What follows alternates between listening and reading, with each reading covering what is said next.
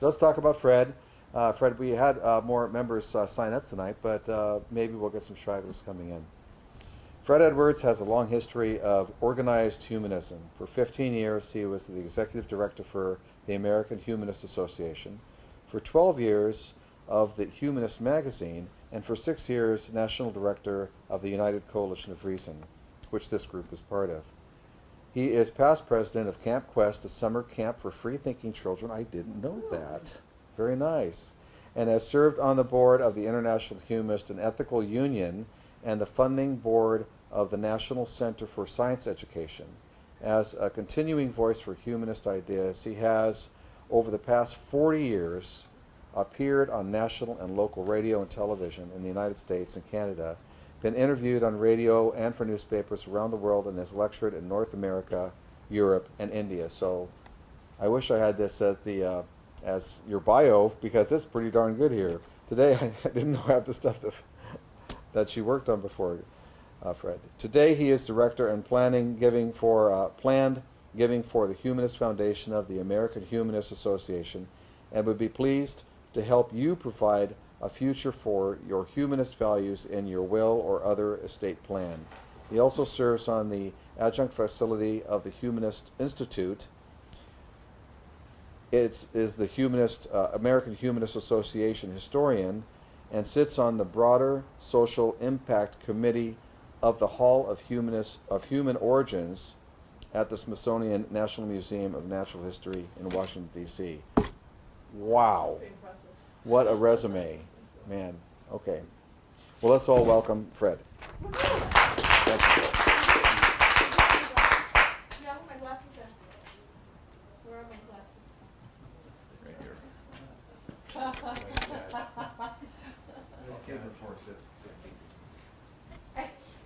Okay, well, in this talk, we're going to cover making the world safe for sex, wiping out anti-sexuality, sex-positive humanism, the flexibility of gender, the flexibility of marriage, positive perversion, abstinence only, and try to answer the question, what is love?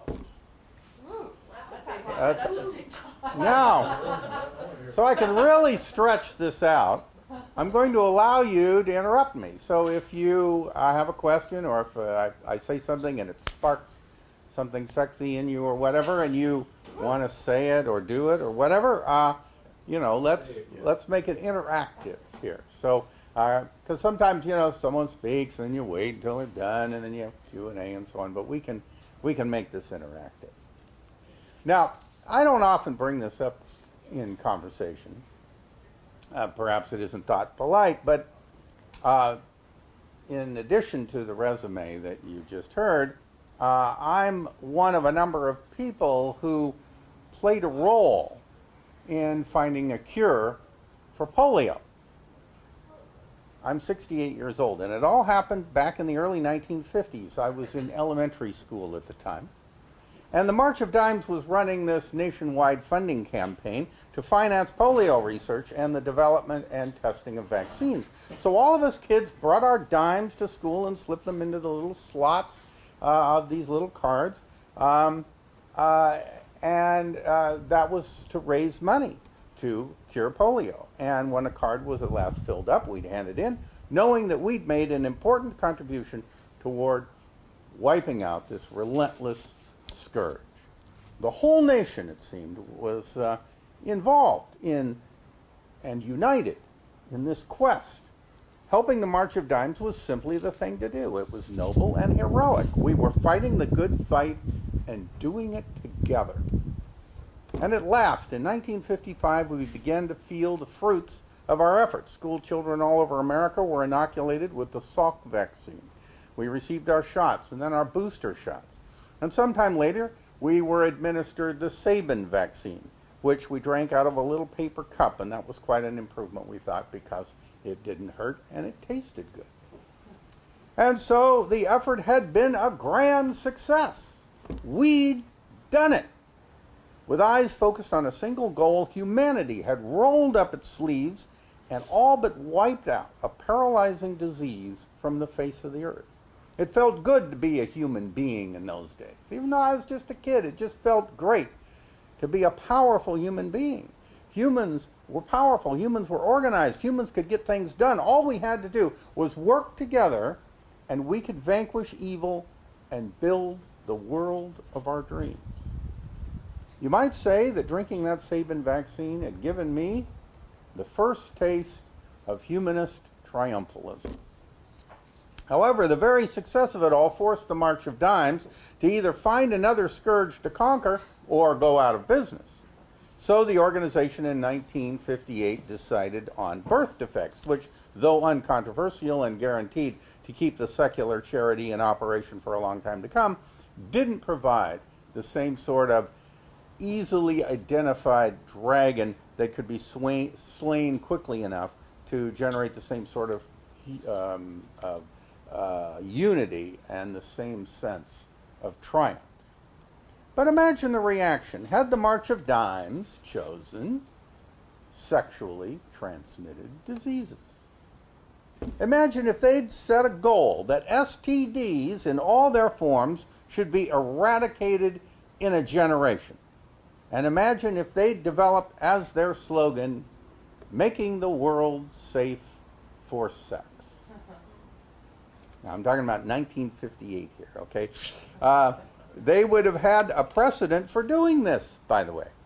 Because way back in 1826, a prominent atheist in England by the name of Richard Carlile had published Every Woman's Book, the first modern sex manual. Among other things in it, he addressed sexually transmitted disease, declaring, "He who proposes a means equal to the eradication of this widespreading, this almost universal disease will become the greatest benefactor of mankind." So what the mid-20th century March of Dimes missed was an opportunity to adopt an idea that for them had already been around well over 100 years.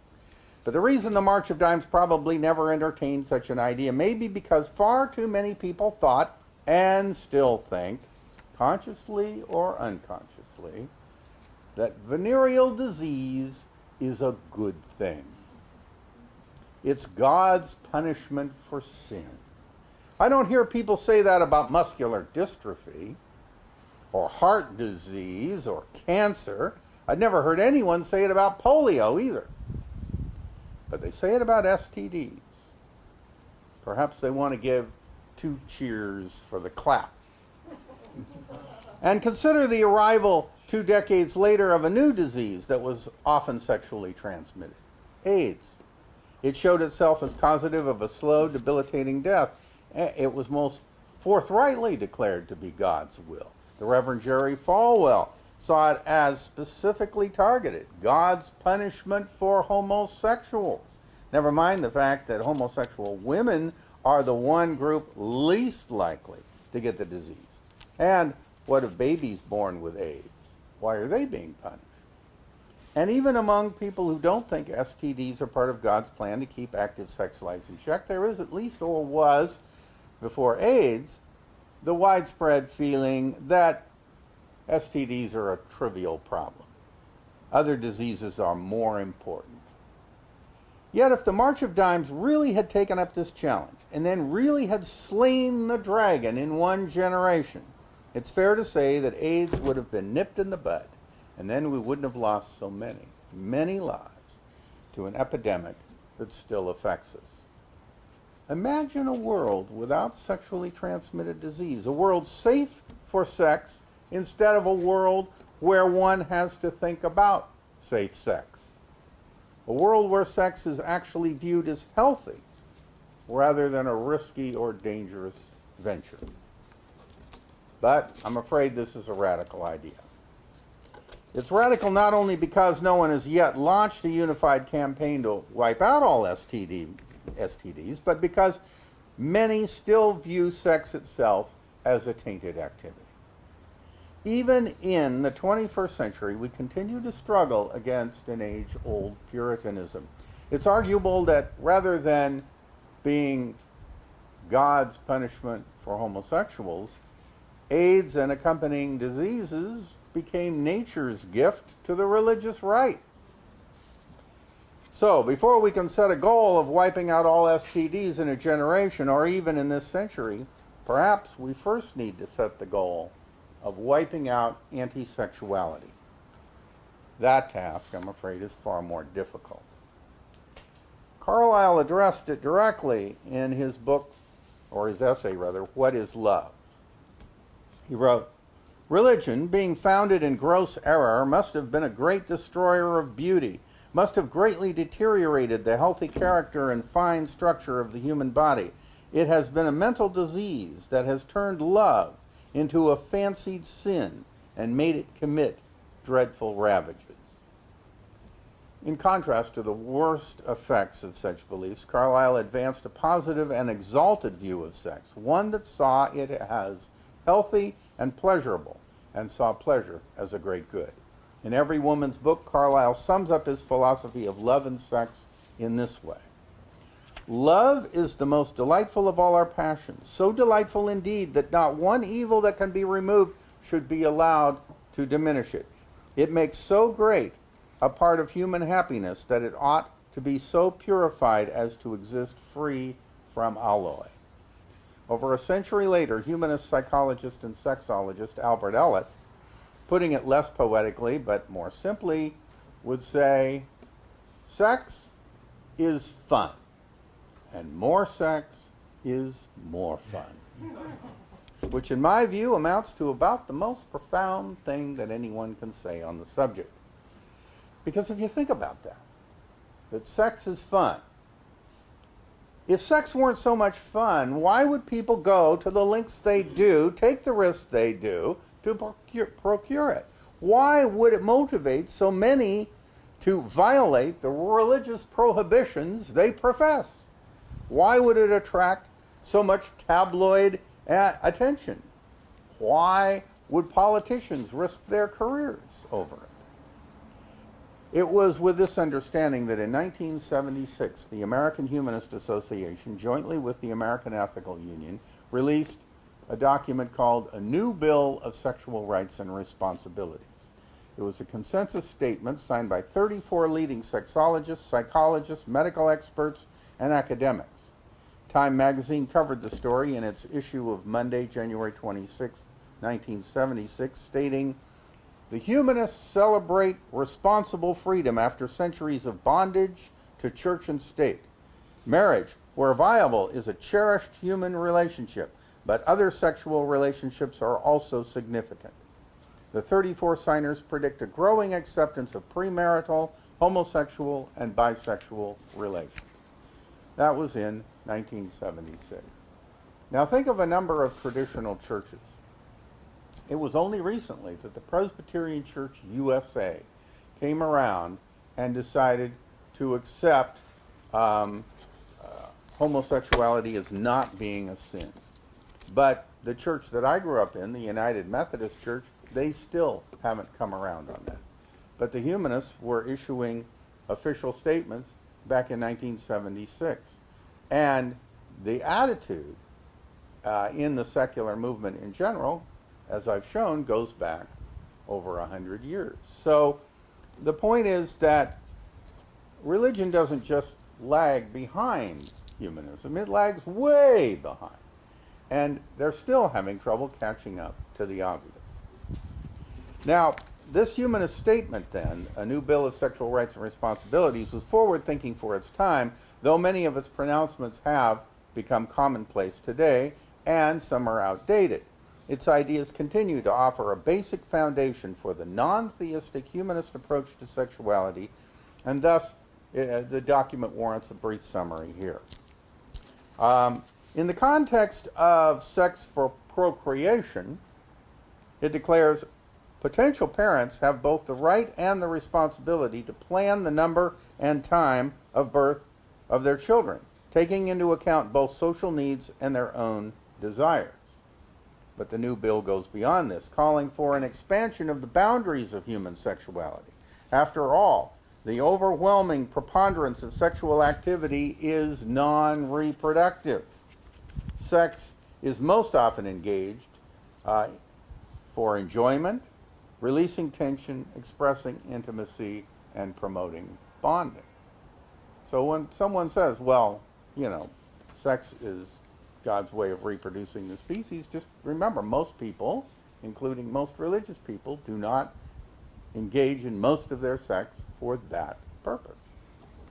And sometimes my wife will joke to me, she'll say, why are you always looking at breasts? They're for nurturing babies. And I says, no, they're for nurturing husbands. That baby thing was quite a while ago. In regard to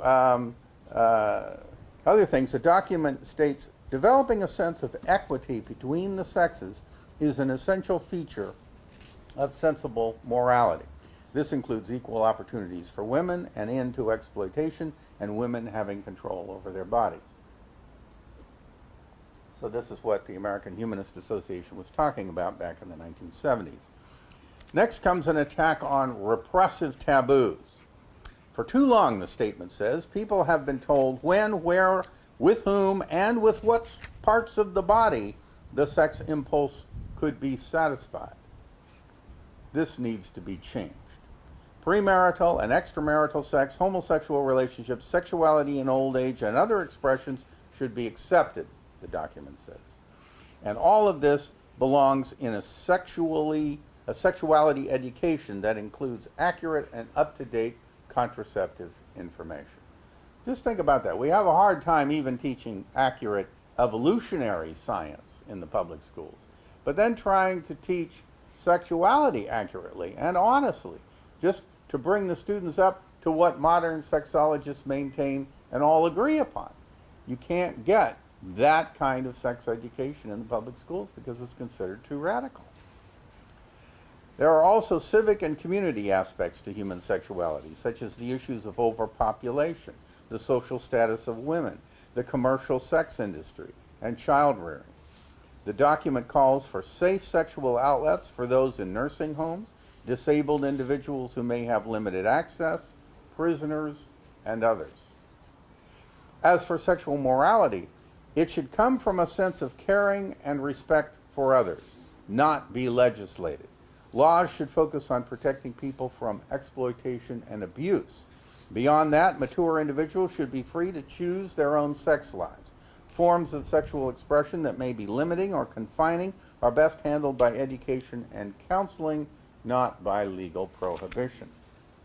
The statement is strongly sex positive, declaring physical pleasure has worth as a moral value.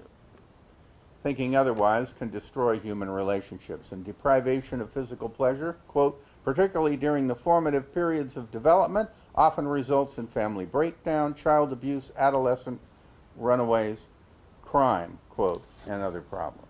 Thus, the document supports the naturalness of child self-exploration and masturbation.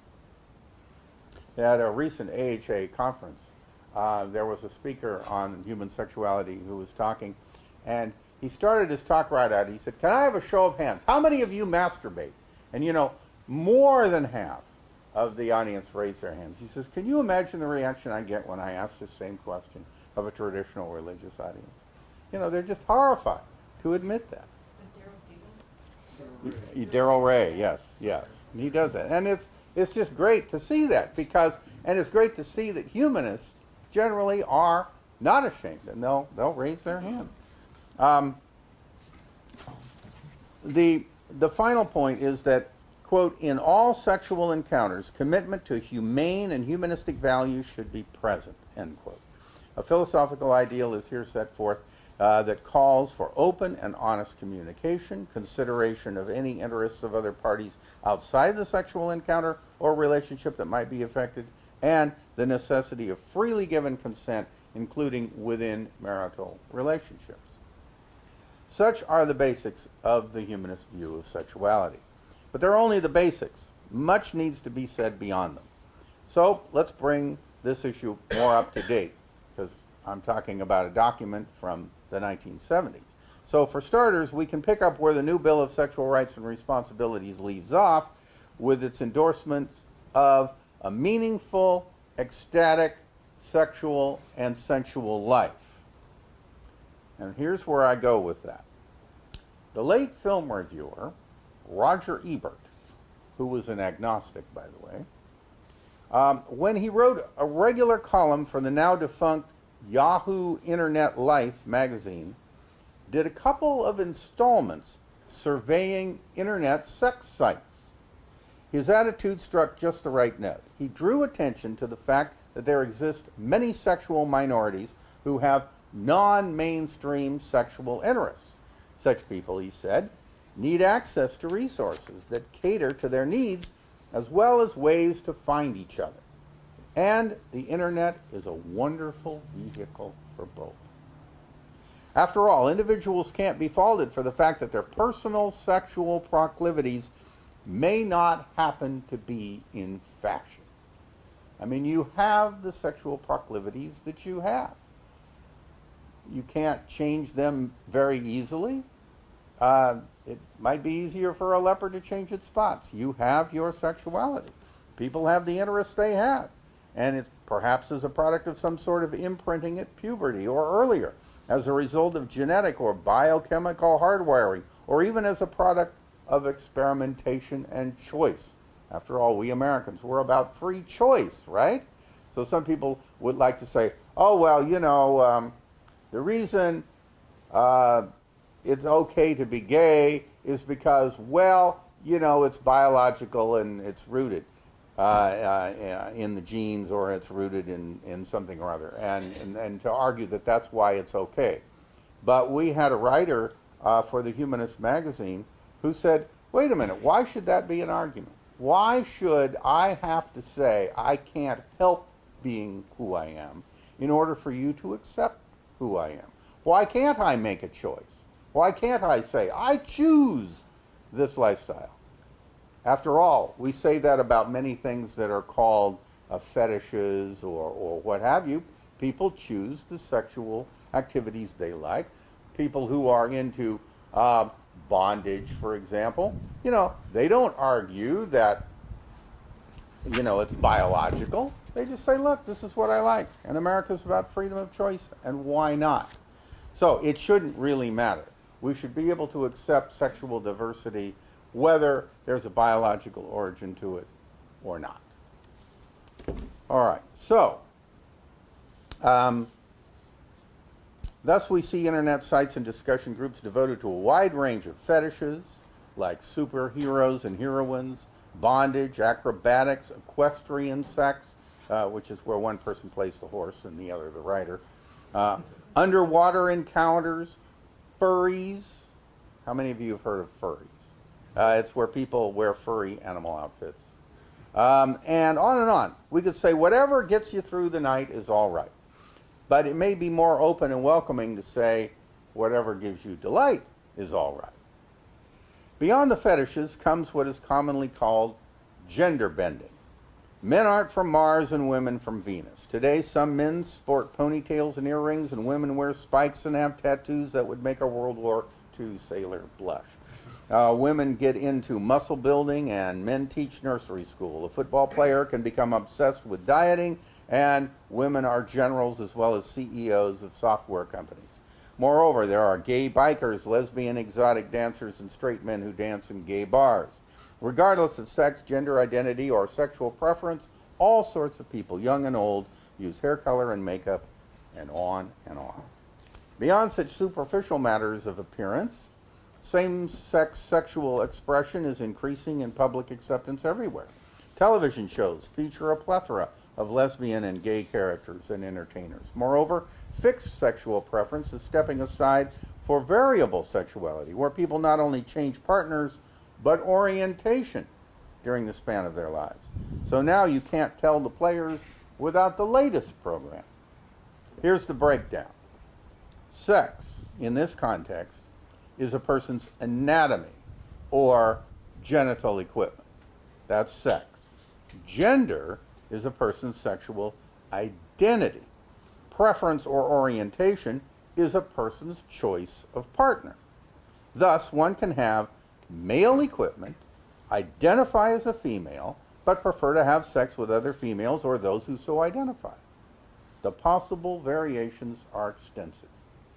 Beyond this, not everyone's sexual anatomy is unambiguous. Some people are born as both sexes. Some are transitioning through a sex change. So we are dealing here with an anatomic, social, and behavioral continuum. Given this new understanding, as well as the new social situation, old ways of thinking about human sexuality are undergoing a sea change. Now, the latest in this is the whole kerfuffle about restrooms. You know, gender-neutral restrooms, or this is the restroom that anyone can use, and so on. And people trying to pass laws to prevent that. That they lost the battle for the bedroom, so they're fighting over the bathroom. So there is this big concern about that. Well, at the last American Humanist Association conference, on the main floor where there were two restrooms, the women's room was the women's room, and the men's room was the anybody room, and then there was a men's room downstairs, which was the men's room. So it worked. It was just very easy. Of course, I have to look with some amusement at some Unitarian churches that like to broadcast how liberal they are. They have their one-person restroom, and they'll say, anyone can use this. We don't make distinctions. You know, it's like only one person can be in there at a time. There's no controversy here. You lock the door. You know, I mean, but anyway, the point is that this is an area where the liberals and the conservatives tend to differ, you know, and they want to say, well, you know, how are we going to control this and how are we going to manage it? But, you know, it's already getting managed pretty well, and I see it now everywhere and in airports and all sorts of things. So this is changing. So is this change good? Well, not for those wedded to the old categories, but it's very good for disenfranchised minorities and those seeking liberation from the old guilts. And the trend toward recognizing same-sex marriage is a wonderful thing for those who have not been denied equal rights for far too long. Humanist celebrants today routinely perform same-sex weddings for couples.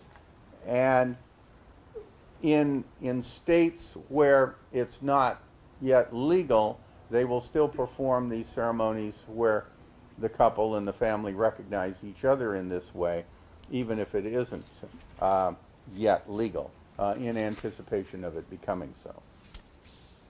Of course, the moment a humanist like me expresses support for all of the aforementioned variations in sexual activity and relationships, what has been called polymorphous perversity, there are those quick to say that humanism declares, if it feels good, do it. Well, I suppose if this were our actual position, humanist organizations would have more members than churches. But alas, we also advocate such considerations as safety, health, consent, non-exploitation, respect for others, compassion, thoughtfulness about both short and long-term goals, and other pesky ethical matters, all of which can make us look like stuffy blue noses to those who would prefer to throw caution to the wind. But we are relatively permissive just the same, and in one way that isn't always mentioned.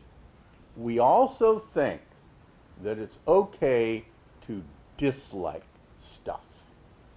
See, I can remember back in the 1960s, this is, you know, when I graduated from high school in 1967. So in the late 60s, if you weren't quite with the sexual revolution and all of the changes that were going on, then people would ask you, well, what's the matter? Are you uptight?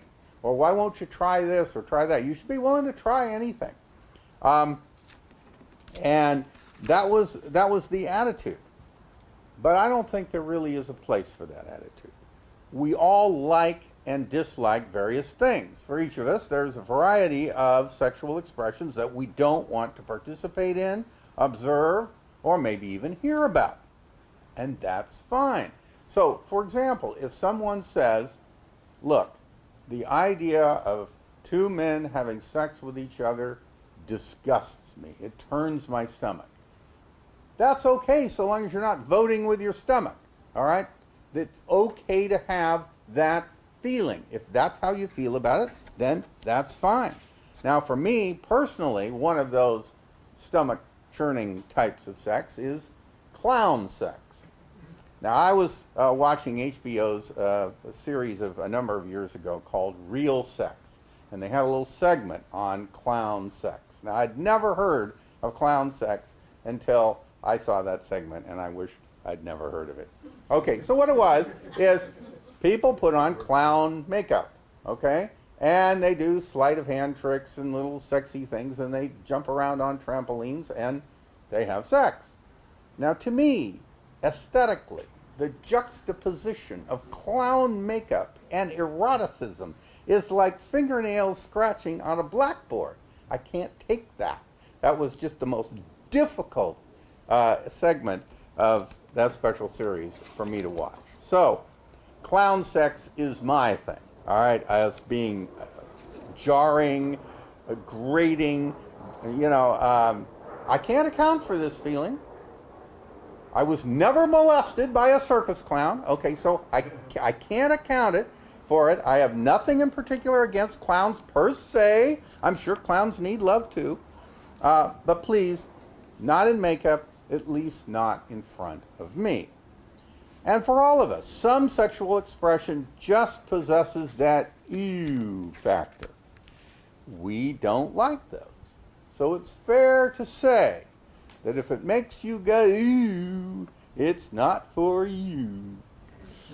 The key point to remember here, however, is that while it's okay to not like some harmless sexual expression for yourself, it isn't okay to act against others liking it, even if those others are family members, friends, or business associates.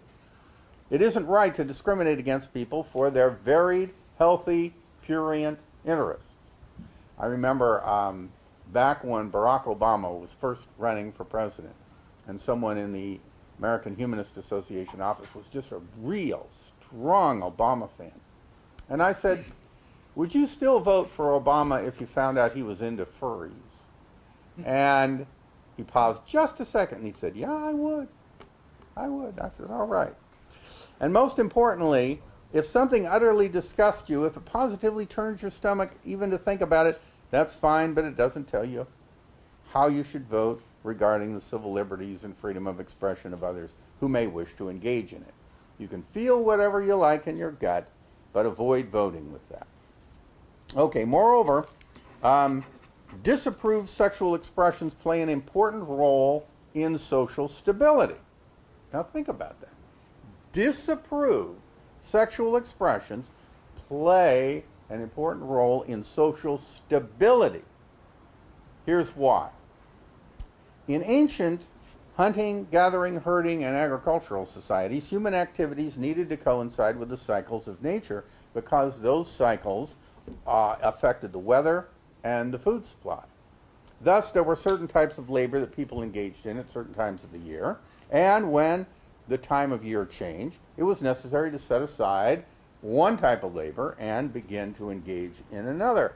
And at that time of change, the ancients sort of took a break. And they would hold a celebration or engage in a ritual. Such activity tended to clear and refresh their minds and bodies and thus provide a suitable transition between one seasonal labor and another. Very often, the festivals held during these breaks involved relaxing or even reversing of certain social norms, known to anthropologists as rites of reversal or rituals of rebellion. They involve mirthful clowning, mockery of religion, flouting of authority, class and sex role reversals, and disregard of conventional models of decorum. Thus, they served as a therapeutic release of pent-up emotions. Such brief periods of disorder and irresponsibility also engendered a greater respect for accepted social behavior during the rest of the year. Halloween is one of those rites of reversal. It's often been accompanied by practical jokes and assorted mischief. In modern America, many adults have started joining in the fun with sexy costume parties, so the holiday isn't just for kids anymore. But probably the most well-known modern rite of reversal is Carnival in Brazil and the Caribbean.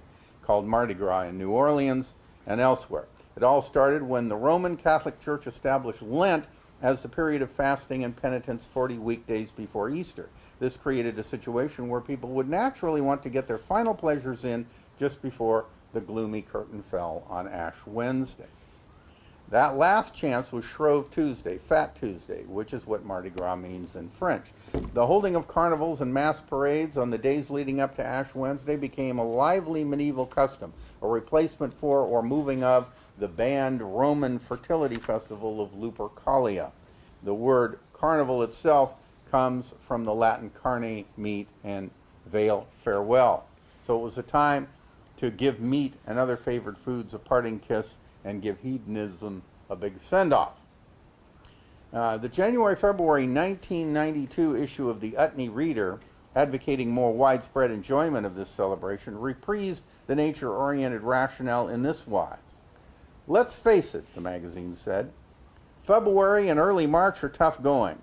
The festivities of the Yuletide season are long gone, but it's still not a full-fledged spring, at least not over most of North America. Late winter cries out for a gala holiday celebration, and Washington's birthday and Groundhog Day just don't fill the bill. Actually, many cultures from New Orleans to Trinidad to Brazil to Germany chase away the doldrums with bawdy celebrations of carnival. A pagan rite turned Catholic custom, carnival allows the wild side of our souls to sneak out with the help of costumes, parades, raucous music, and unrestrained behavior. It may be just what we need to tide us over until the tulips bloom and baseball begins. Well, we also see this at Renaissance fairs. One of the exercises at Renaissance fairs is they have a jumping contest for all of the women in the low-cut dresses, you know, and but they always seem to spoil it because, you know, the moment something happens, they hold up a card to block the view. But in any case, the world's most spectacular carnival, of course, is held in Rio de Janeiro, and the city's poor dress richly in lavish costumes. The rich join in and partake in the wicked lowlife. Some men dress as women, some women dress as men, but many women dress in next to nothing at all. And it's a rite of reversal and rebellion taken to the limits. It also implies a certain amount of freedom in sexual relations. You find the German version, carnival freedom or of Fasching, is the legally recognized excuse for almost everything except murder and drunk driving. Judges often won't grant divorces where the proceedings are motivated only by the indiscretions that took place at that time. So my basic point in mentioning all of this is that erotic activities and celebrations can offer a safety release, particularly if one's moral values function like a pressure cooker the rest of the time. Rules to be appreciated and obeyed must be mocked and flouted from time to time, or they get oppressive. Every fun-loving student understands this. That's why they have spring break. Now, speaking of that pressure cooker approach, some people worry that we may discover that we like sex too well, especially if we are thought to be too young. But efforts to keep the lid on teen sex haven't been very successful. Therefore, in a national survey conducted in 2007 of some 3,400 13 to 17-year-olds,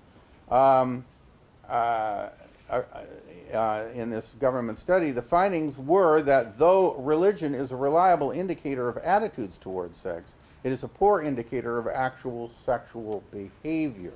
The gap between these attitudes and behavior is particularly acute among teens who identify as evangelicals.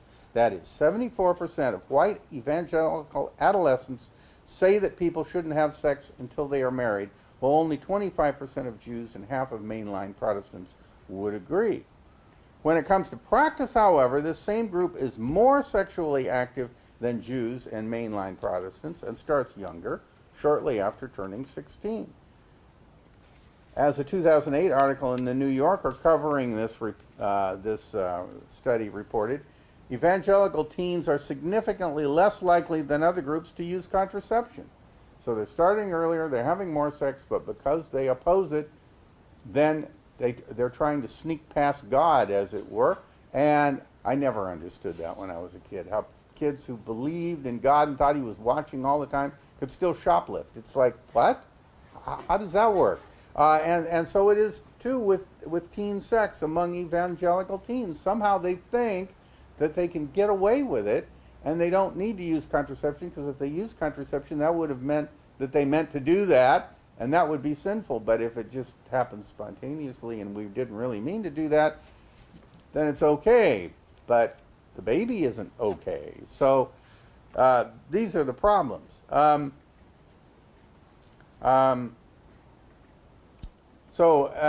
What they found was that only half of sexually active teenagers who say that they seek guidance from God or the scriptures when making a tough decision, only half of them report using contraception every time. On the other hand, 69% of those sexually active teens who report that they seek guidance from a parent or other trusted adult consistently use protection.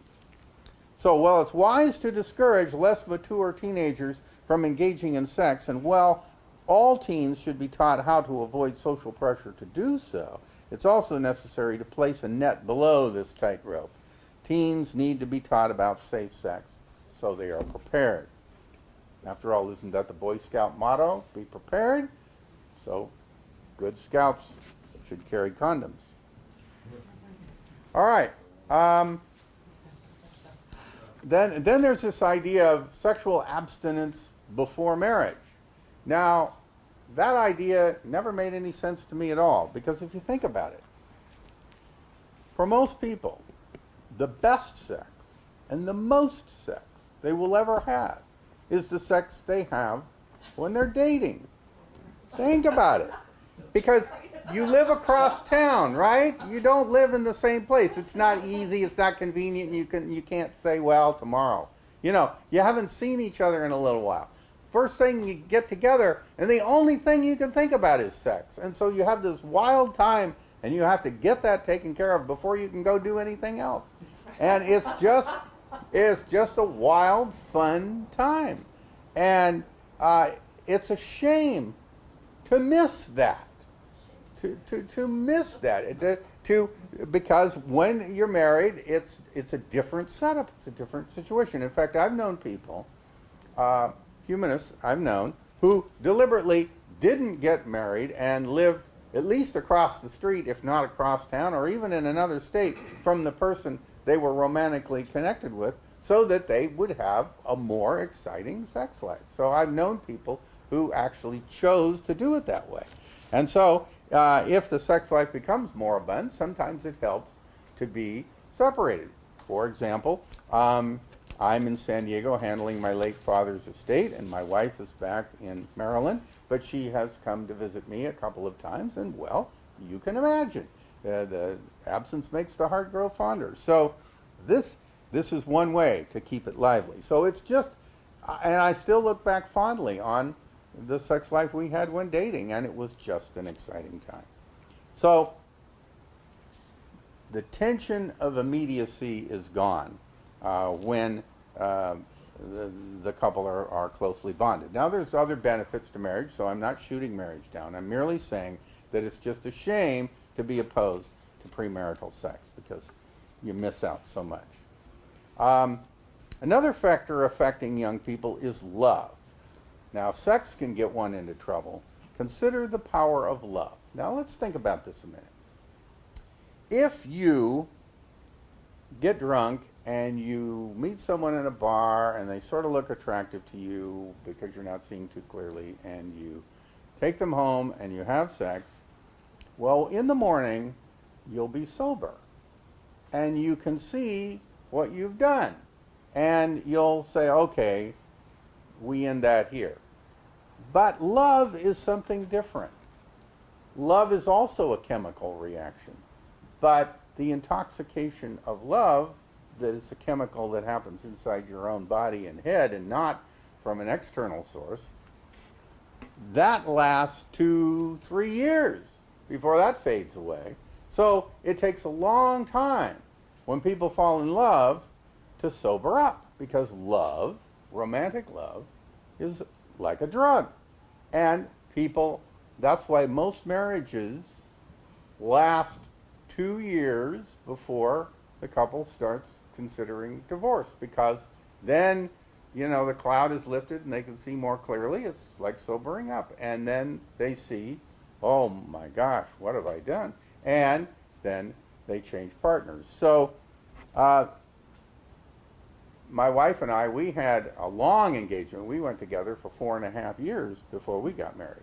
And so we've been married since 1980. So I'm a great advocate of this idea of people really getting to know each other.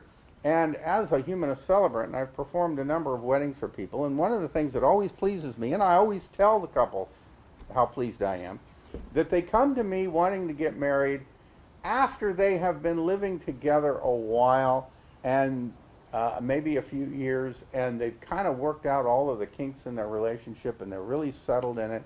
And I tell them how pleased I am to hear that, and how sensible, eminently sensible I think that is. Because biologically, the romantic love feelings will wear off. Now, the love cocktail that makes for those feelings, you know, okay, you've got testosterone. Women have it too. All right, so there's the sex drive. You've got endorphins, you know, and it makes you feel all dreamy and high. And you've got dopamine, which makes you goofy and uncoordinated. And you have adrenaline.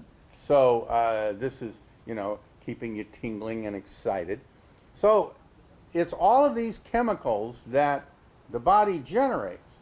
And something about that person fits certain characteristics that are in your brain from your past that make you fall in love with that person. So when you think about it, people carry on a lot about love being fraught with meaning, like, okay, I'm in love with you, so that means something. But actually, it only means that they fit something in the matrix of experiences in your past that then triggers this chemical reaction that gets you high. So when you're in love with someone, the love feelings you feel are a high, and so that person makes you high. That doesn't necessarily mean that person is moral or ethical or decent or right for you, or you're right for them, or you're both right for each other, or that this thing will last. It just means you're high on each other, or at least one of you is high on the other. And to marry someone merely because they get you high that way is kind of like marrying someone merely because they're your drug pusher. It doesn't make sense. You need to get beyond that. So I personally am a great believer in the idea of getting beyond that. Now, I've given this talk a few times and at universities and things, and wouldn't you know it, I made this point, and a student had his computer on, and he immediately looked up some data. You know, what was the data of how long marriages last, whether there are long engagements or short engagements, whether they get married right away or whether they get to know each other a long time. And apparently what he found, right there sitting in the audience, was that it doesn't matter, that it's 6 of one, half dozen of the other. It seems strange to me that would be so. But apparently a number of people who fall in love manage to work it out. And that's fine. You know, I'm okay if it works. But I personally recognize the problem that love can cause, that it becomes addictive to some people. Some people are just in love with love, and then when they fall out of love, which happens after 2 or 3 years, the body builds up a resistance to it, then they need to have another fix and they find somebody else. And that's why some people keep changing partners so much through life.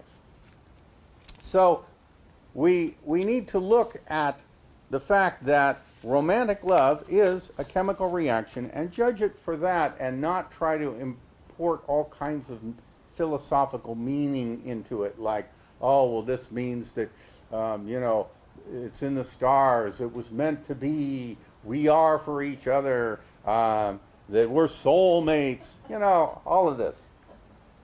And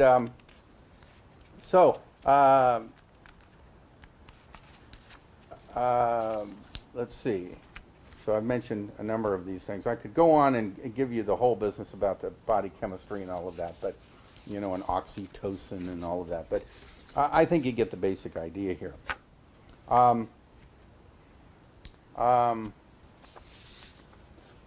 So what I've tried to say in this talk generally is that when it comes to sexuality, two sizes don't fit all. There isn't just male and female, and there isn't just gay and straight.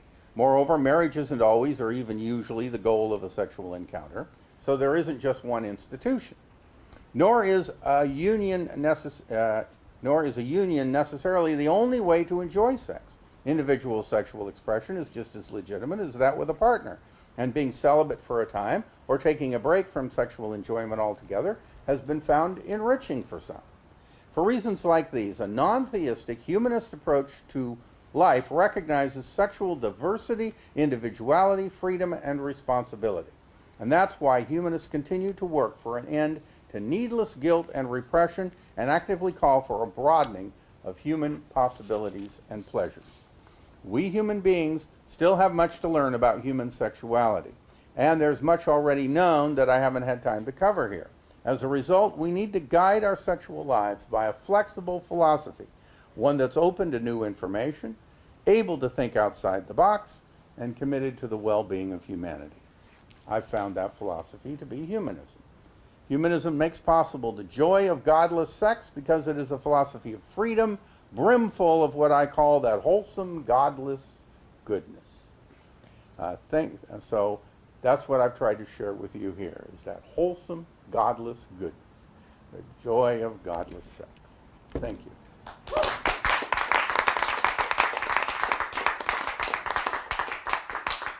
So let's hear your comments and thoughts. There was a debate, I'll start off. There's a debate last year.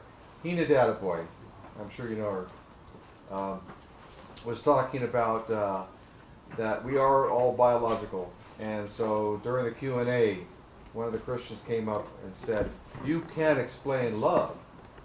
And she says, "Oxytocin." And she rips off all these chemicals. Yeah. And the audience cheered her on. The audience, the atheist audience cheered her on because this is one of these familiar arguments that we can't explain something totally unknown. Well, now we pretty much know. Yeah, right. And there was this feeling that we didn't want to know. You know, that it would somehow spoil it. You know, and leave it to the poets.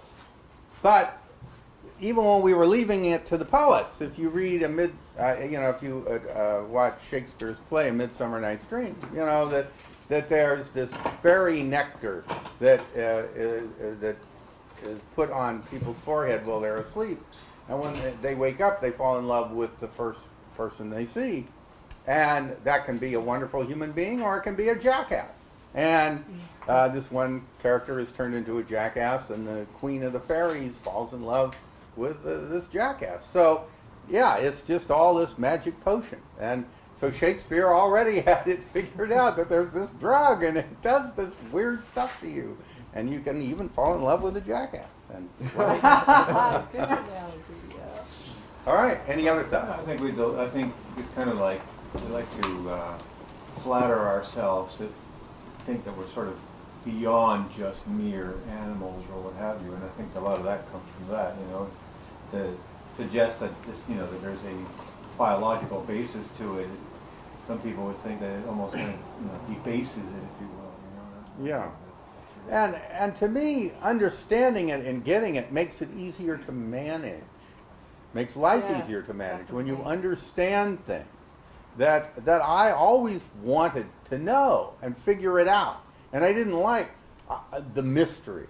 You know, we oftentimes hear from, you know, people who aren't atheists, well, I like the mystery. You try to take the mystery away from life. It's like, yeah, I don't like to remain in mystery. Now, I can live comfortably with uncertainty, as per your earlier points about the difference between liberals and conservatives is how well you can live comfortably with uncertainty. I can live comfortably with uncertainty, but that doesn't mean I don't want to know if the knowledge is available and I can find out, because it's a lot easier to negotiate life if there are fewer mysteries. Yes? I talked to a woman from Sweden one time, Mm-hmm. and she was mocking us Americans for being so hung up and sexually repressed. Mm-hmm. And she was mentioning that in her country, if a man meets a woman, vice versa, and they seem to hit it off, they'll be in bed that night. Mm-hmm. And they might not ever see each other after that. It's just, yeah, this will feel good. Let's go do it. Okay, blah. And there's no guilt, no shame, no nothing. Mm-hmm. What is it specifically about America or Americans that we are so paranoid or skittish or uncomfortable with the whole realm of sex? I mean, like you said, they can't even teach it in school. Right. Still. Yeah, well, first of all, what you're describing is happening more and more in this country, where people are meeting and having sex on the first date, and more of that is happening. It's just taking a while, and Sweden and other countries have been at it for a lot longer. But what you're basically asking is, why does country A have this culture and country B have that culture and so on, and why are we paranoid? These are hard questions to answer, like, why are the Japanese like the Japanese? You know, what about that? You know, you look at each culture. Why are the Italians the way they are? I mean, they're not that different from the Spaniards in terms of geography or language, but boy, they're different from each other in many cultural aspects. And so you compare Swedes to Americans, and why are we so paranoid? I don't really know why, but I have a thought. And the thought is this, that in Europe, they had a problem with a lot of religious extremists, and they didn't know what to do with them. And they had a problem with a lot of criminals, and they didn't know what to do with them. So they sent their religious nuts to the United States, and they sent their criminals to Australia. And I think Australia got the better deal. So there's that aspect of it, that we are a nation of religious refugees, and but we're also a nation of political radicals, and compare the difference between the United States and Canada. You compare notes with a savvy Canadian, and you find out that there really are differences that we tend to overlook. For example, we're a revolutionary society, and they're an evolutionary society. That is, we had the American Revolution. We fought a war to break away, whereas Canada remained connected and gradually pulled away. When some of our states wanted to secede, we fought a civil war over it. Canada would never do that if one of the provinces wanted to secede. They just say, all right, well, we don't like it, but, you know, and we'll try to talk you out of it, but, you know, you're free to go. You know, so there's a very different attitude. In the United States, there's this attitude of the rugged individualist, and we tie that to the frontier. But Canada had a frontier too. And their attitude is, you can't survive on the frontier without other people. You need little communities of people helping each other. So it's a togetherness thing. So we revere the mountain man, and they revere, you know, communities. Yeah. It's a different cultural attitude. And yet, geographically, we're both North America, and we're both Anglo-America linguistically.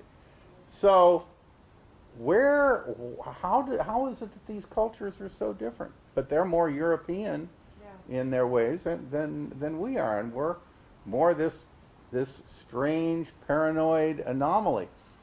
Per capita, they have as many guns in Canada as we have in the United States, but we use them more, and we think we're going to protect ourselves with them more. Well, the religiosity might play, you know, the rates of believers versus non-believers might. Oh yeah, just like in Europe, Canada's churches are empty, you know, and well, an active believer, because there's a lot of people even in Europe that are still on the Nominally. books, quote unquote, this or that, but for the most part, it doesn't play a part in their lives. So yeah, and then take a place like Iceland. I think Iceland is an interesting place because, first of all, there were no indigenous people in Iceland before the Norwegians came. Okay, so the Norwegians are the indigenous Icelanders. All right, and they believed in the ancient Norse gods for a long time, and there's this book which is the national epic of Norway. It's Njál's Saga. And right in the middle of it, the king of Norway forces Iceland to Christianize. So in the first half of this saga, they're fighting and killing each other and swearing oaths to the pagan gods. And then in the second half, they're fighting and killing each other and swearing Christian oaths. And that's the only difference that happens when they change religions. But here's the interesting thing, that Iceland has liberalized and liberalized in so many ways because they've been independent and separate, that now, for example, so they followed the Lutheran Church for a long time too, and so confirmation was a big deal, you know, that you get confirmed in the church. Well, Iceland went secular, but they still wanted these confirmations, so they have secular confirmations in Iceland, like they now do in Norway. But instead of teaching you philosophical or religious stuff like they do in Norway, and the humanist secular confirmations in Norway are very philosophical, in Iceland they teach you practical things as a teenager, like how to balance your checkbook, and how to, you know, maintain a home and things like that. And they're very practical and down to earth. And they're very advanced in geothermal because they have all of those underground sources of springs and things, and the island kind of looks like the surface of Mars. When you fly over it, it's very volcanic and so forth. But they have been very forward on things like geothermal and so forth. So geography and history and so many things play into what makes cultures. And so the United States is a unique place because of the things that have played into it, because of our resources and because of our history. But you know, Mexico has the same kinds of resources that we have. But you cross the border and it's another story. You have all of these lush fields in the United States, and you cross into Mexico from Brownsville, Texas, and it's terrible, the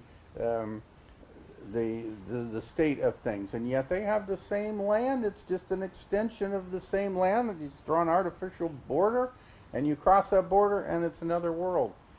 And Mexico wanted to be the leader of the third world. They should be in the first world. They've got the resources. What's wrong here? So cultures are like that. They're mystifying how they are so different from each other.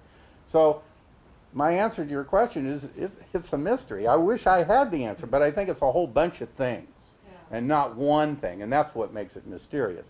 That's why they can't cure the common cold, because it's not one thing, it's a whole bunch of things. You know, it mutates, it changes every time, and then you need a new solution. So it is with cultures. They're very complex, and so there's just, it's hard to explain because so many things have to be explained. All right, another question or thought.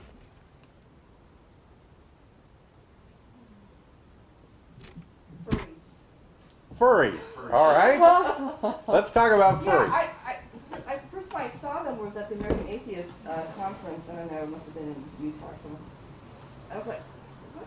I still don't quite get it, but you brought it up. So.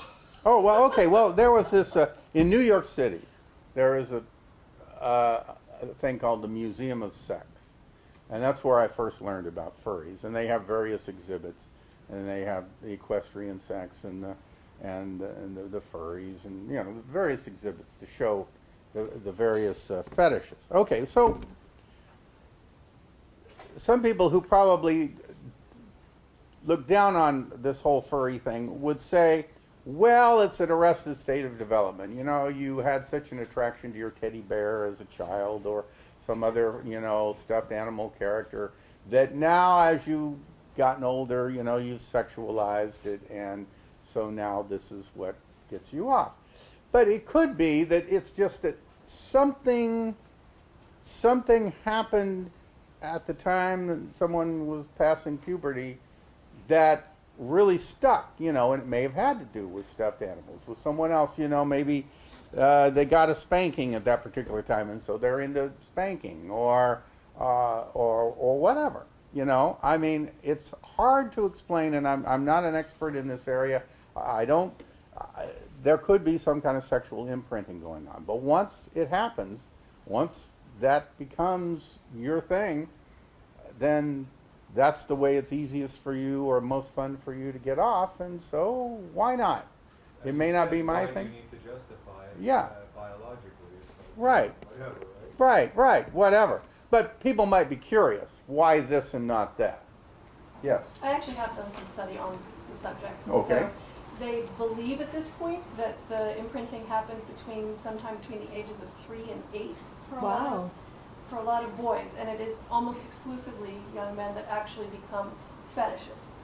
We use fetishism and kink sort of interchangeably in our culture, but they really are not the same thing. A true fetish is something that almost exclusively or very strongly needs to be present for somebody to get full sexual release and pleasure. And often they can still have sexual relations without their fetish present, but it's often not very satisfying for them. So there are true fetishists, again, imprint probably sometime between the ages of 3 and 8. Sometimes it can extend to 12 or 13, but generally younger. And it's luck of the draw. They have the genetic predisposition or the chemical predisposition. Again, it is almost exclusively boys, so it's something to do with either testosterone or the Y chromosome. And they get stuck with whatever it is. And so there's reason to have a lot of compassion for people who are, for instance, pedophiles. You can be a non-practicing pedophile. You can be stuck with that fetish and choose to not practice it, and you are still an ethical person, but you are really screwed. And then there's also people who get stuck with poo fetishes or other really socially unacceptable fetishes.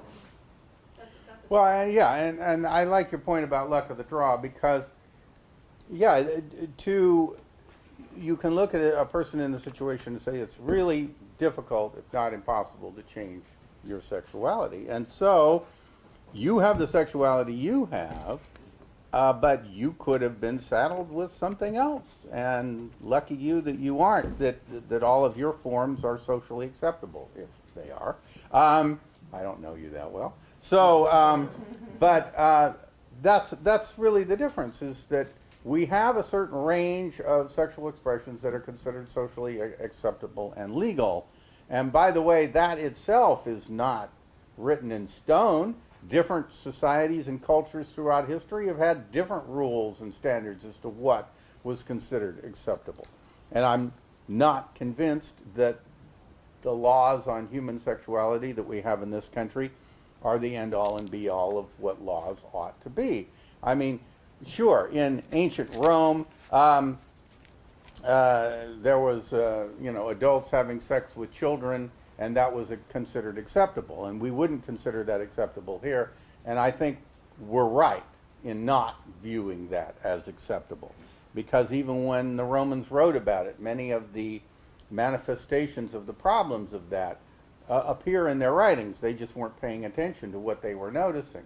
So we can make ethical decisions about things, but very often we are still moved by emotion and habit and culture and things like that.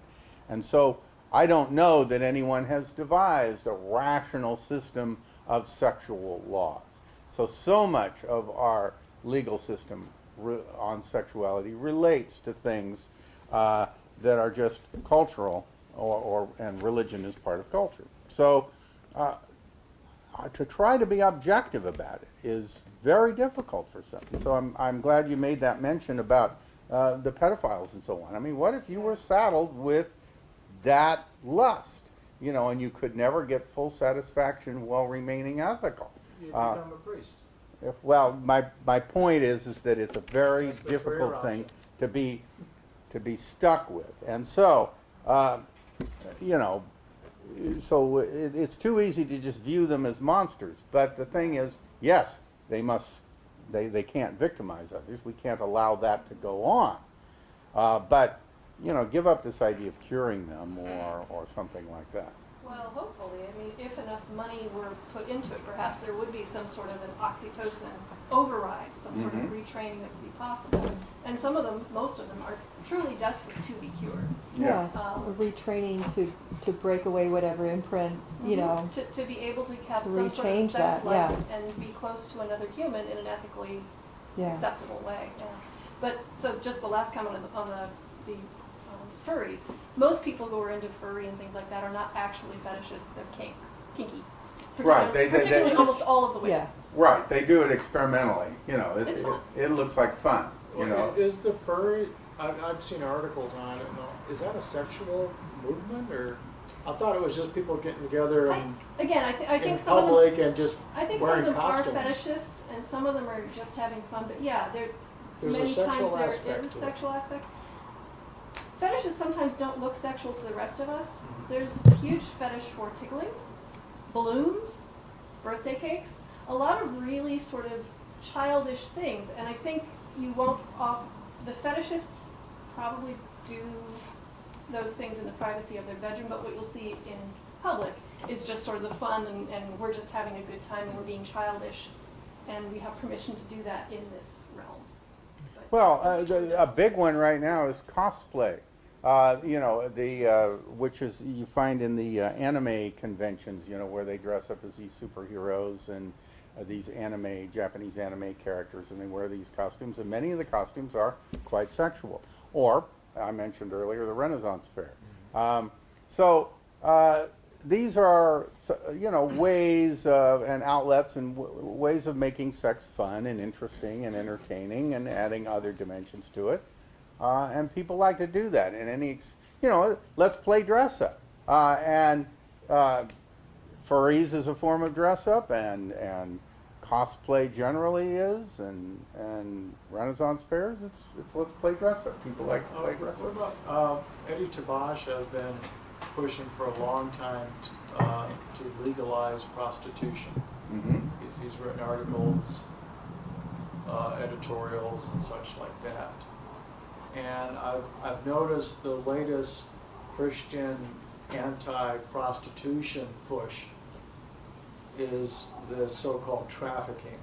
Mm-hmm. Because they can't come out and just say, God said don't do it, don't do it. So they're always looking for some new label to slap on it. So now it's, well, all these women are sex slaves, you know, brought over from China, and we have to free them, blah, blah, blah, blah. But as far as prostitution in this country, it used to be legal almost entirely west of the Mississippi. Mm-hmm. And then as the preachers and whatnot came out, more and more cities made it illegal, et cetera, et cetera.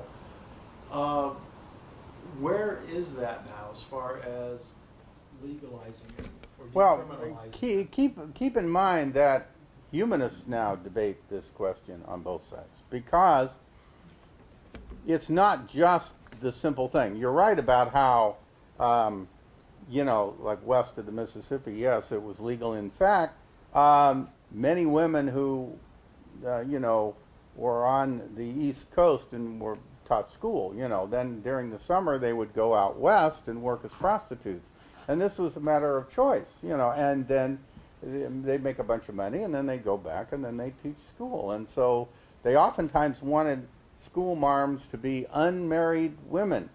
Well, so they were unmarried women. They just were prostitutes, you know, during their summer months. And nobody knew it because they went out west and did it. So there is a certain amount of choice that goes on in prostitution, but there's also a certain amount of, you know, there is trafficking, and there are people who are economically pressured into this kind of thing. To me, I think you can't just say prostitution as one thing and then try to treat it that way with the laws and so on. It just seems to me that when we look at a problem, we seem to start with the worst ways of trying to solve it, and then we wonder why we aren't able to solve it. So prostitution, let's look at streetwalker prostitution, all right, where you have women who walk the streets, who have a pimp, and they have the Johns. Okay, so they started out, they try to arrest all the prostitutes. So they go round them up, you know, and they take them in jail. And then their pimps would, you know, bail them out of jail and get them back on the street. So that didn't work. It was just a cost of doing business, and it had no effect. So then they go, oh, well, let's go after the Johns. Let's go after the customers, because they're the ones at fault. They're causing this problem. So then they try to do sting operations and so on and arrest them. But that only means that it just shifts to another place where they're not doing that. So that doesn't solve the problem. No one ever seems to realize that pimping is already illegal. Okay? It's already illegal because what they're doing is they're clearly exploiting. They do not pay the prostitutes a percentage of the take. They do not do that. They would find that idea absurd. No, what they really do is they find women who are relatively damaged, and they put them in a house, and they say, I'll take care of you, and I'll keep you in nice clothes, and I'll take you in places and so on, and I'll give you spending money, but you work for me, and all the profits come to me. All right, well, that is not a fair or reasonable business model that is right for the woman. And so, since pimping is illegal, and since pimps are very flamboyant very often, and they dress a certain way and so forth, they're easy to spot. They're easy to arrest, and there are fewer of them. If you wanted to eradicate street prostitution, you could, in this country, at least in the form that it presently exists, you could do so by just going after the pimps. They are fewer in number than the prostitutes, fewer in number than the Johns, and it's already illegal, and they get serious prison time, and you could wipe out street prostitution in a given city by going after the pimps hammer and tongs. They'd move to some other city, and if enough cities did that, you could put an end to it. But nobody thinks that that's anything they want to do, even though the laws are on the books, and all they got to do is prosecute it, and it's an easy crime to observe. You can see. Why would anybody want to put an end to it anyway? Well, if to the degree that it exploits women, and also men, by the way. Here's an interesting thing. When I was editor of the Humanist magazine, I was doing an article on, I was publishing a piece that someone had written on trafficking, and so I sent to one of our photo sources, send me photographs of prostitutes that I can then pick among. And so they sent me a lot of photos. Most of the photos were of men that they sent me. They just had them filed under prostitution, you know, and trafficking, and they sent me what they had, and there were women, but there were a lot of photos of men. And it's like, wow, that's interesting, because there's a lot of male prostitution among gays and so forth. So there's that. There's lots of aspects of this, and it's not a single problem. That's kind of what I'm trying to get at here. Yes? I wonder if that conventional streetwalker type of prostitution is decreasing because of the online type. You know, it's much safer probably not to connect online. I don't know. Well, yeah, to some degree online, but then again, you don't have the ability to observe what you're getting into, so there are risks there too.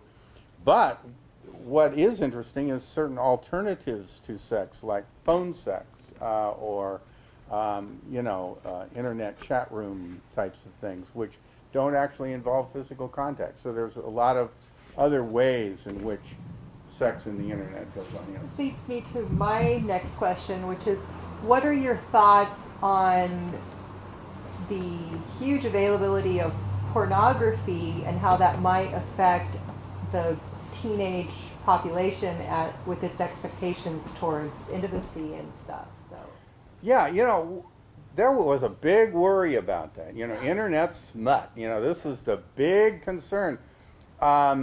And that, all of these sex sites and everything was so easy, and all these pop-ups that would come to you and so on.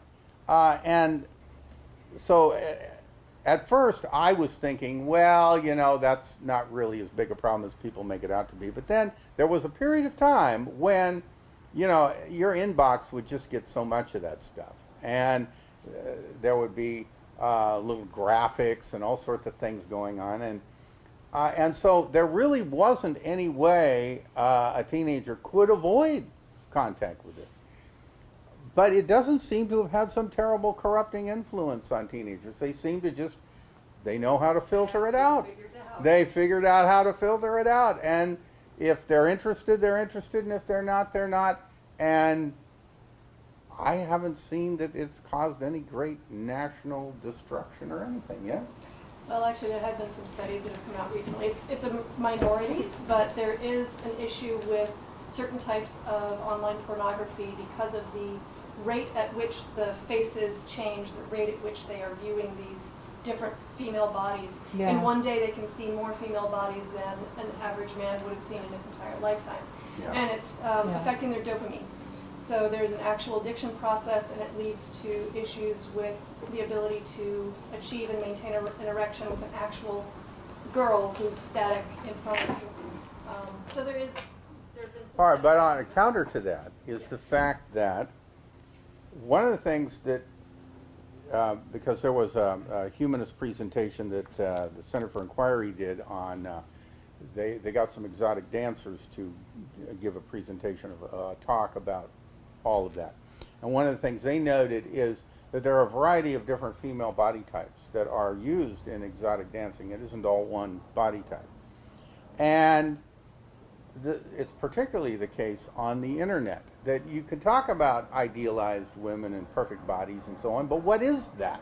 Different people have different ideas as to what that is. And so there are kinks and fetishes about very fat women and very skinny women and women with glasses and just all sorts of things like that.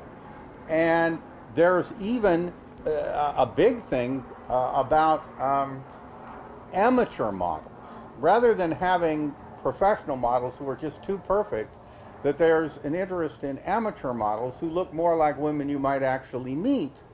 And I'm talking from a male perspective. I'm not as familiar with what pornography women like. But the point is that there are these various types of websites that, and they talk about amateurs and so on. And so, yes, a boy can see a wide range of naked women in a short space of time, but he's also likely to see a wide range of shapes and sizes and so on. And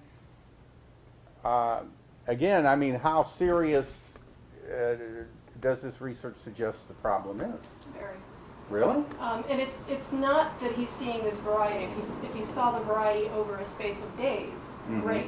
It's this 2-minute or 30-second. It's this rapid cycling of that is making it impossible for some of them to achieve or maintain erections with an actual partner. Yeah. Well, they're that's addicted. my it's concern an addiction is- process. It's the yeah. dopamine.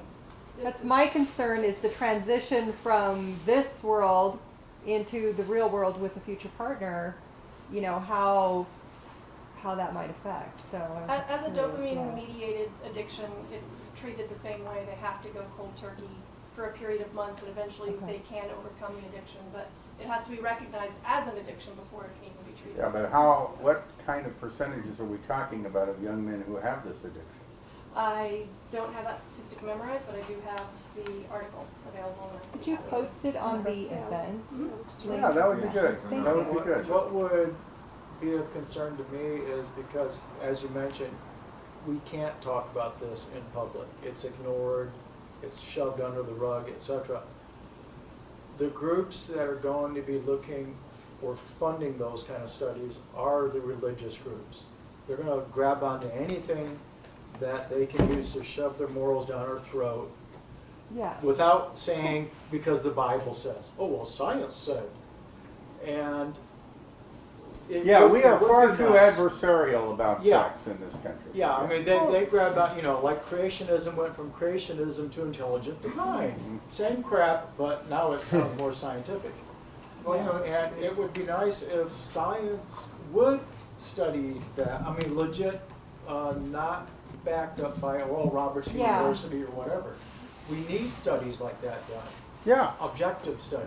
yeah, because it's hard to sort it Yeah, all. that aren't funded by anti-sex Yeah. propaganda type Yeah. deal, Well, in the because 60s, sex is not bad, we just don't Well, or any kind of advocate, Yeah. because see, it's this adversarial approach Yeah. to In the sex. 50s and 60s, you had the Kinsey and you had others research. So Mhm. there is stuff.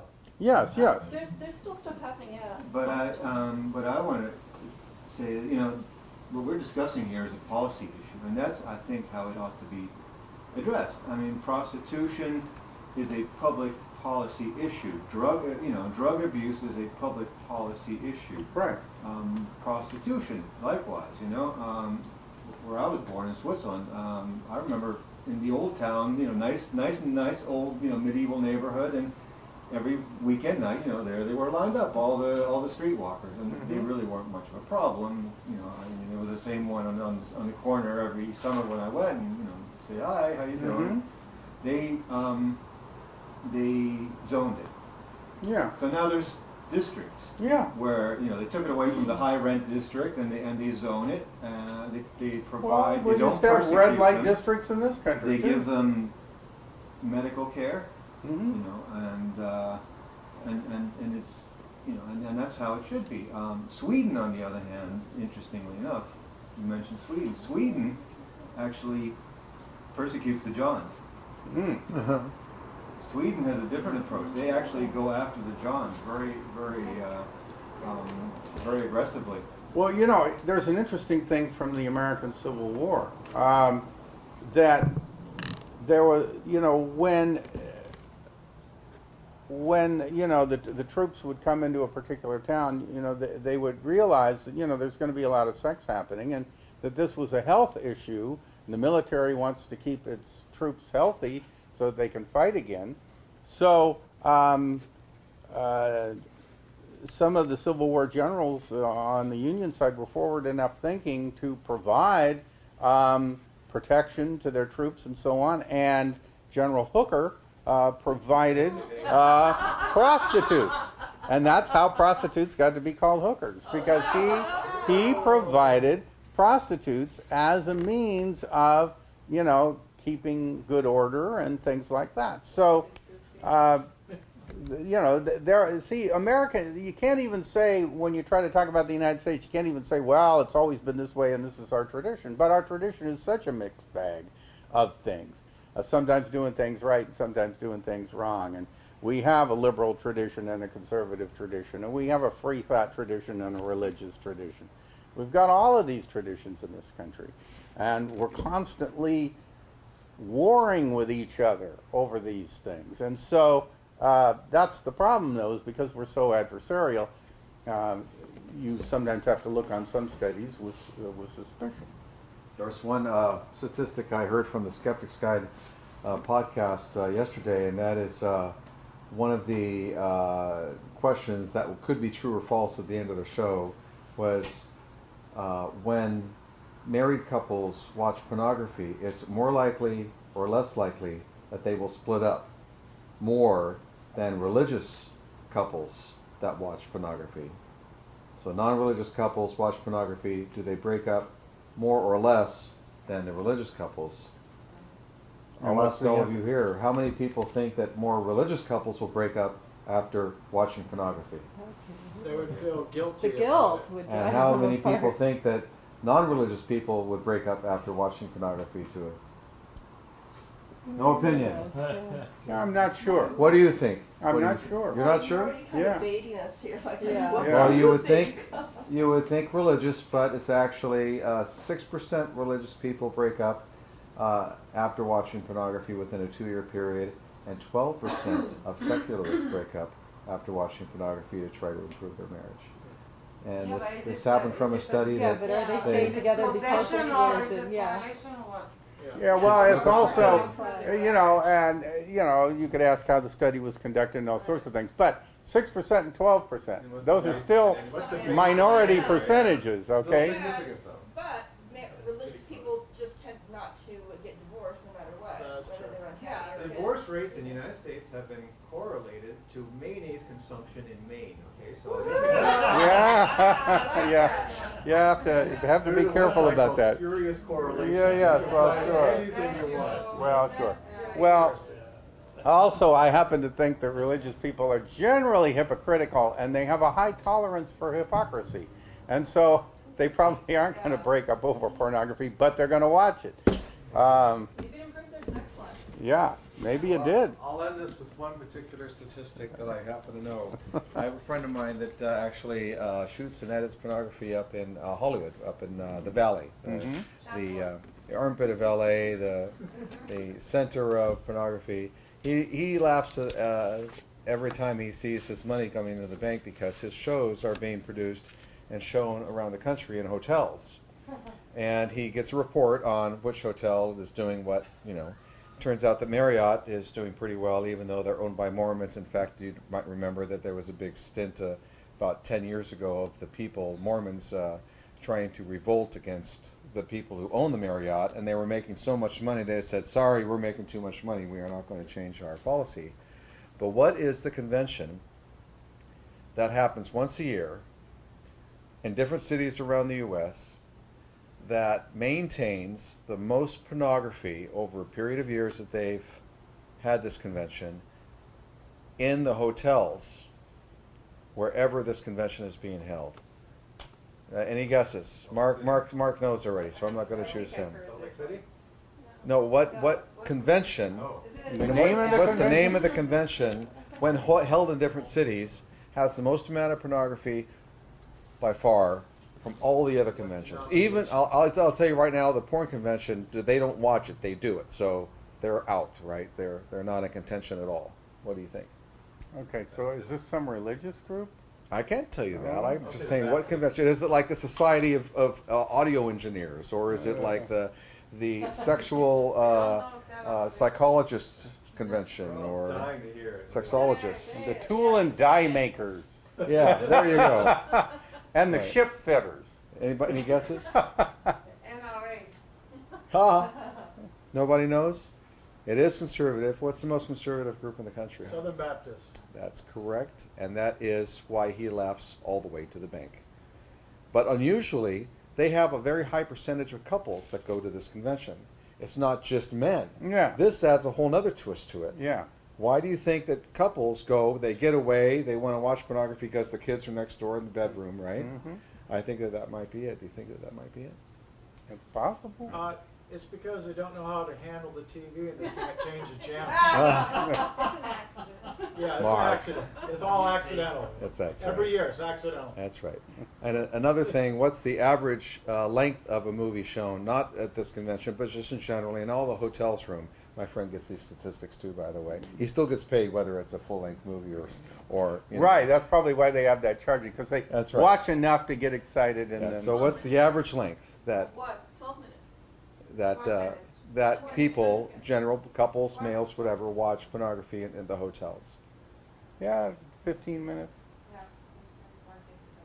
Well, at the most, yeah. Average is 7 minutes. 7 7 minutes. minutes. So now you guys have How long? 7 minutes. That's about it. I mean, to do your business, Yeah. right? Yeah. Well, does that suggest that they climax faster? They climax within an average of 7 minutes, yes, because you don't watch pornography after you've already climaxed. No, but maybe the pornography is to get inspired. Oh, and then they turn it off. And they turn it off, and then they do it. Well, So in yeah, other words, it may yeah. not have any relationship to how long it takes to climax. Well, that's correct. I haven't thought about that. See? Yeah, see, if you're watching it to get inspired, It's you're not watching it while you're doing it. It seems kind of redundant almost. yeah, that's true. Yeah. Okay. Well, let's have a hand for Fred. Thank you very much, Fred. You know, one thing that's great about the Skeptics group is we talk about sex, religion, and politics, and this is probably one of the best sex lectures I've ever had. I got hard back there, by the way, just listening to you. Just kidding. Just kidding. I'm one of those odd, lectures make me excited. I can't help myself. Yeah, but is that a fetish or a kink? That definitely would be a fetish. I just came How dare you raise that issue? I just came from Dragon Con, and wow, you're right about that.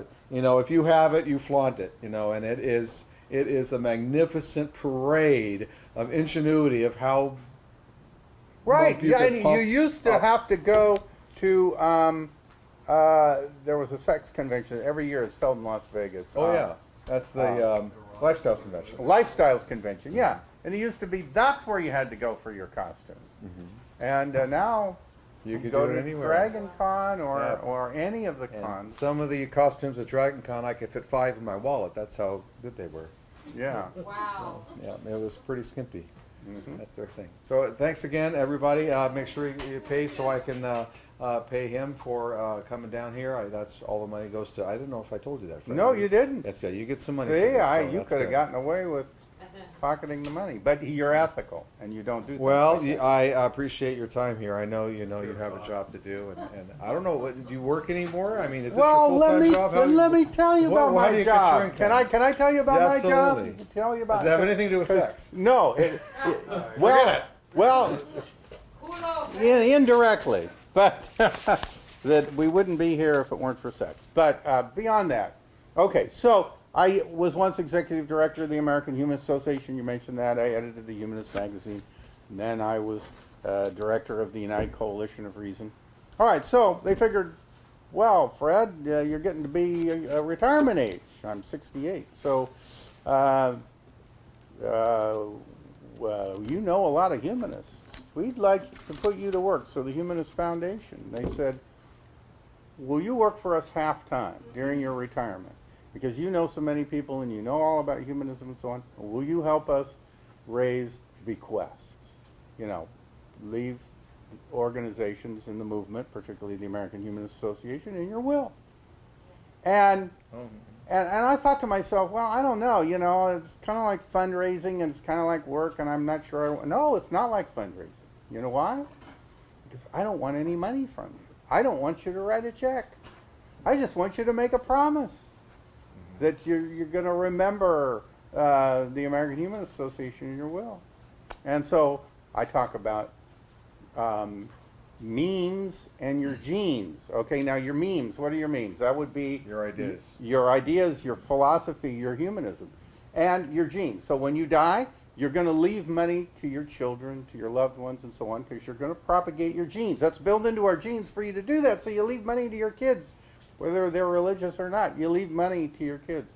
But what about your values?